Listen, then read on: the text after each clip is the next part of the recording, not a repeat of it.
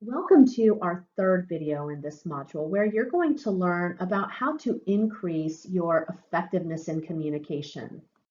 In this video, you're going to learn about how to increase your own communication skills based on what the research has to say. You'll also learn about self-disclosure, and you'll learn about improving your listening skills and what the research has to say about effective listening. So how good are you at accurately expressing and understanding nonverbal cues? I'm going to post a link to the nonverbal sensitivity test, and I would encourage you to take this test to assess your own abilities. I'll be posting this along with the other resources for this chapter. It turns out that women tend to be better encoders and decoders. The question is this biological? Is this because of motivation? Is this because of learning? So this is something for you to reflect on. Think about the early experiences that women have in childhood, what they're encouraged to play with, what activities they might be more likely to engage in. Are they engaging in more play activities that encourage communication than boys? Or is that not your experience? I think that, we all have had different experiences, but I do wonder what early experiences, what role they may play in shaping this difference. Keep in mind, this is a general difference. There are certainly going to be men who are better encoders and decoders than some women. And it's important to note that anyone can improve their nonverbal skills. So there are many ways to enhance communication, and one way is through self-disclosure. And this is where you're sharing information about yourself with another person. And it's important to adjustment for several reasons. Sharing problems with others plays a key role in mental health. And part of this is because of what we might call catharsis, where we're getting something off of our chest. We may be revealing regrets, and this becomes like a mental or emotional relief. Self-disclosure also helps to build relationships. And one of the reasons for this is because of reciprocity, where one act of self-disclosure leads to another from another person. However, there's not a guarantee. So when there's honesty, though, this creates a safe climate. Also, emotional self-disclosure can lead to feelings of closeness. And so, when people are in a relationship, you can see then why self-disclosure can be associated with relationship satisfaction because they feel closer. There's an experience of catharsis. There is, there's a greater sense of connection. And then also some things that are not mentioned in your textbook are that self-disclosure can help us to really have the opportunity to clarify our beliefs with another person, our opinions, our thoughts, and our attitudes. Also, it can allow us to have self-validation, where we want to know from another person, did I do the right thing? And then sometimes revealing our own, what our own experiences and feelings can increase our own sense of control over a situation. There are risks with self-disclosure, especially if there's not a balance. So if I'm disclosing much more than you are, that then can be risky for me. In that situation, the person disclosing a lot more can feel vulnerable.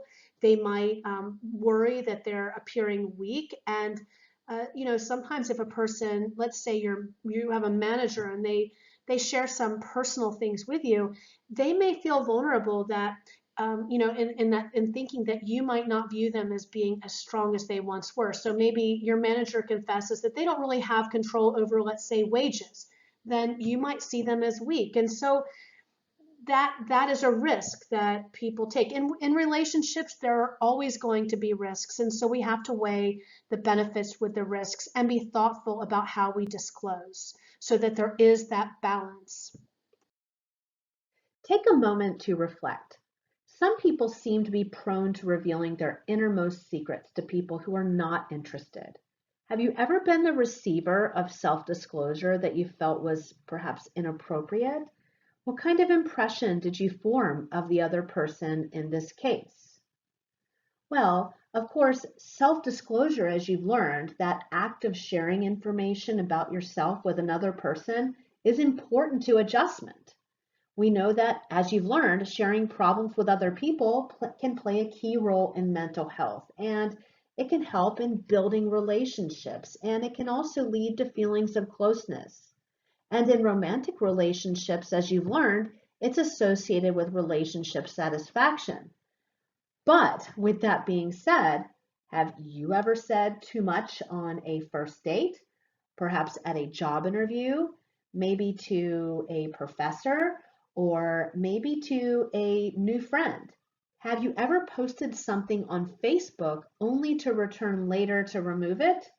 So when self-disclosure works out well, it can have positive effects for interpersonal relationships, but self-disclosure that doesn't work out can, of course, have the opposite types of consequences. So there are different degrees of self-disclosure, ranging from relatively safe, like revealing your hobbies or your musical preferences, to more personal topics, like illuminating your fears, maybe your dreams for the future. And typically, as relationships deepen and trust is established, self-disclosure increases in both breadth and depth. And we tend to disclose facts about ourselves first, like I'm a biology major, for example, and then we move towards opinion. So perhaps I feel that the war in such and such country is wrong. And then we finally disclose our feelings, like I'm really sad that you said that. So what's very important when we think about self-disclosure is what we call the norm or rule of reciprocity. And this rule says that self-disclosure between two people works best in a back and forth fashion. So in other words, when you tell someone something personal, you probably expect them to do the same. And when one person reveals more than the other, there can be an imbalance in the relationship because the one who self-discloses may feel vulnerable as a result of sharing more personal information. So we want to remember that being aware of that balance and that reciprocity is important in that self-disclosure process. As you know, self-disclosure varies over the course of relationships. And in the beginning, there's a lot of self-disclosure, and that then tapers off as the relationships become established. And then in those relationships that are established, those disclosures aren't necessarily reciprocated. Perhaps the trust is already present. And I want to mention too that self-disclosure builds intimacy. And I think that when you have that mutual self-disclosure, both, as I mentioned earlier, both individuals are going to feel closer. So there's a movement away from reciprocal self-disclosures in established relationships because there's more of a need for support than reciprocal disclosure. You know, you already have that relationship and that trust and that closeness, and now you're doing so because you need their support. And then the need for privacy outweighs that need for mutual self-disclosure that you had in the beginning of the relationship. There are differences in males and females and how much they tend to disclose. So females tend to disclose more than males, and this is strongest within same gender friendships. And we're going to be looking at communication between males and females in a later chapter, and you'll see that this self-disclosure idea transfers into how men and women communicate with one another and what they communicate. And a combination of self-disclosure and empathic responding, it fosters intimate relationships differently in males than it does in females. Your book provides some really good tips for effective listening.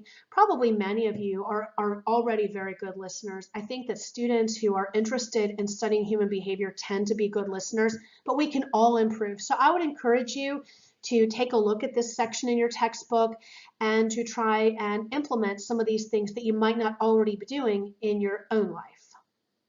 So what have you learned? Well, you've learned how to increase your own communication skills based on what the research has to say. You've also learned about the importance of self-disclosure and some of the research on this interesting topic. And you also learned about effective listening.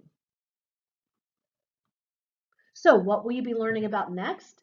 Well, next you're going to be learning about interpersonal conflict. You'll also be learning about beliefs about conflict and the styles of managing conflict. And you're also going to be learning about how to deal constructively with conflict.